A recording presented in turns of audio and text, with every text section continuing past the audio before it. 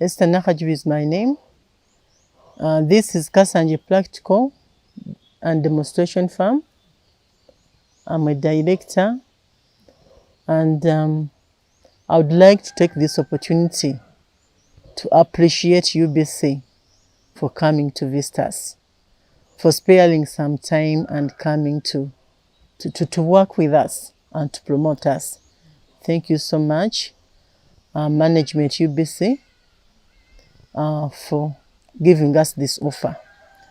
At Kasanje Practical and Demonstration Farm, we do pig production as one of the enterprises that the farm has. And right now where we are seated is where the Piggery enterprise is. The Piggery enterprise is fenced off. Before accessing this enterprise or before entering the Piggery unit, you're supposed to undergo clear biosecurity processes or program. What we do under biosecurity, we have what we call wet biosecurity, where we go through a process of showering. You shower and change into our protective gear.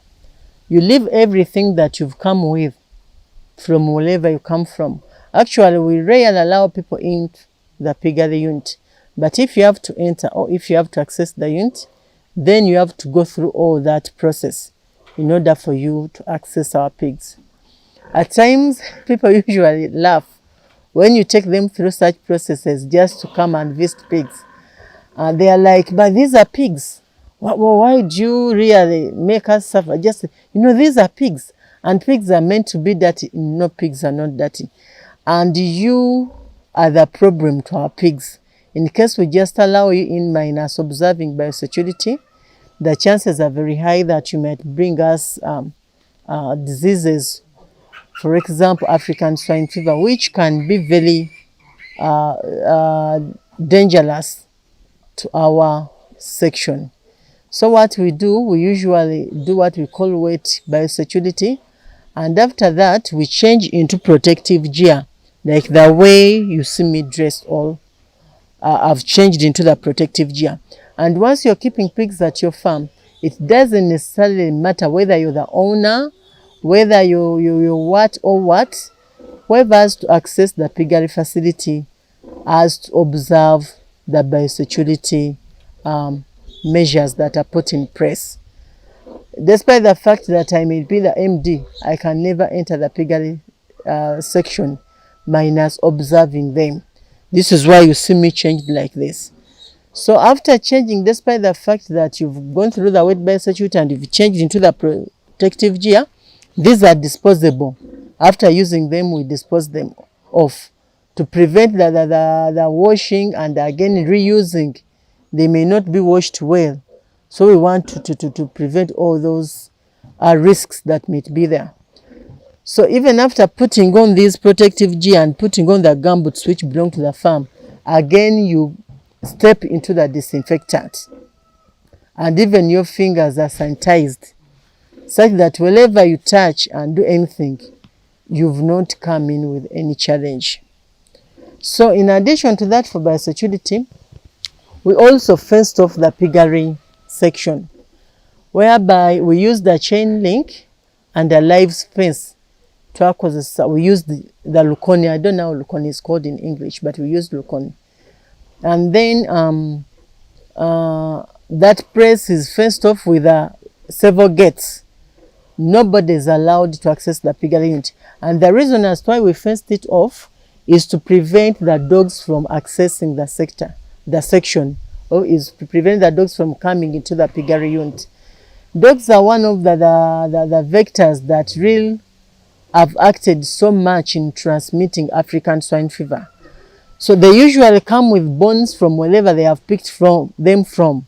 And if your Piggery enterprise is not fenced off, they will take those bones to the Piggery.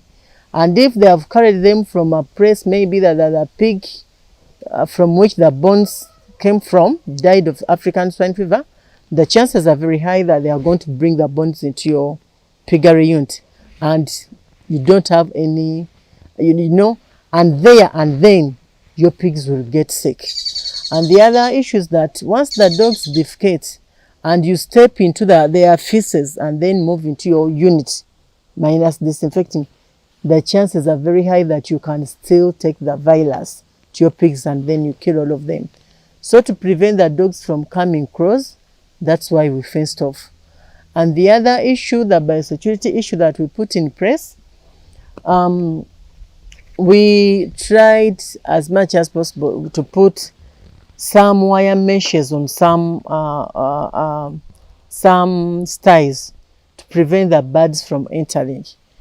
And the other issue is that we don't use rainwater to water our pigs or to give them drinking water or to clean the pens, because we are not sure that the birds always come and rest on the sty, on the roof. So if you use the rainwater, the chances are very high that you might infect your pigs. So what we do still as a biosecurity measure, we use water that we get from a shallow well, which we dug. Water from down there is very safe. We know it has not been contaminated by anything. So we are sure of having proper biosecurity there. Then here at Kasanje Practical and Demonstration Farm, we keep Cambra. The breeds we keep are Cambra and Duroc. The Duroc we imported Duroc males from South Africa, actually from Denmark, but they referred us to their branch in South Africa. So we imported them from Denmark, and these are the ones from which we correct semen, which semen we sell to farmers, and we also use to inseminate our females. About that semen, I would like to make a clarity. People have got a tendency of saying we don't use artificial insemination because we get a smaller litter size. Litter size is the number of piglets that a mother will follow or will give you in that particular following, or in that particular, when it produces that parity, the number of pigs it will give you. So people have a tendency of thinking that whenever you use artificial insemination, you get very few piglets, which is not right. And believe me, you've seen it. All the females here we inseminate using semen, Duroc semen, and even the semen from the hybrid boas I've showed you. We usually get 13, 15 piglets born alive. So I want people to understand that the success of AI depends on the quality of semen you've produced. Our semen here is so good, it is fresh semen, and we make sure that its quality is very important, because its quality contributes to the number of piglets that are going to be born. And the other issue we do here is that we encourage use of, we adopt what we call a AMPM rule. This is where we do double insemination. Once a pig is observed in heat and it's the right time to be inseminated, when it comes into standing reflex or standing heat, we inseminate it twice. If you inseminate it in morning, you again inseminate it in evening, to increase on the chances of getting a large litter size or getting many piglets. So that rules out the other issue of people thinking that once you use artificial insemination, you get very few piglets. For you, you've seen them, and they are real. The number is good. The other issue is about also helping the farmers out there. Artificial insemination and its success rate does not only depend on me, who produces semen, and the person is coming to inseminate, but also you, the farmer, you play a very big role. In your management, you're supposed to make sure that your pigs are managed so well, the nutrition is so well. How you feed these pigs before they are inseminated contributes a lot to the number of piglets you're going to get. And how you feed this pig immediately after insemination will also contribute to the implantation, because there is a special way we are supposed to feed them. And once you don't do that, the chances are high the implantation may not occur. And this will result from how you fed your pigs. So the other issue is about also knowing the right time when the pig has to be inseminated. You know that the heat period is a little bit lengthy and it's all not productive. So there is that particular moment that a pig is supposed to be inseminated if you want to get good results. If you inseminate it too early, the chances are very high that it's going to give you very few piglets. And this explains why you get very small litter size. You get very few piglets once you use artificial insemination. So when you inseminate it again too late, you will get still very few piglets. So now it needs technicality, and you farmers also need to understand and appreciate this. What is that right moment the pig has to be inseminated? So we usually offer these trainings and assistance. We want you to learn it because certain things are practical. You're not going to hear me speak and you get the real concept. Despite of the fact that I'm a farmer, but I'm also a technical person. So being a technical person, that's why I offer that service. I don't offer it out of the blue. I don't train farmers out of the blue. So the farmers who have come here, I've trained them. They have known what to do and how to do it. And they are giving testimonies. They have improved their units. They have improved the way they have set up their structures because of that training. So every time we call upon that training, that there is a training in pig production, we usually have organized trainings for one day.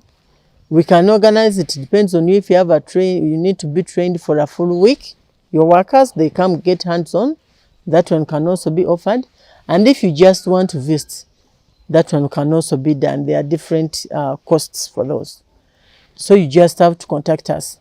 And the other issue, when we talk about artificial insemination, also the boas that we use to get semen, we manage them in such a way that their performance is very, very key to us.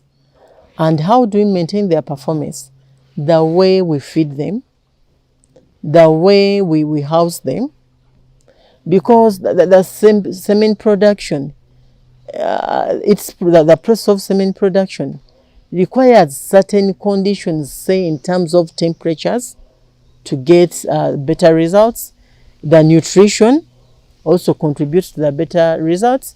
So this explains as to why once we use our semen, you still get good results because we correct. You've seen the place where we correct semen from.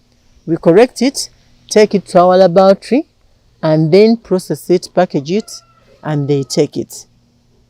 So because we do something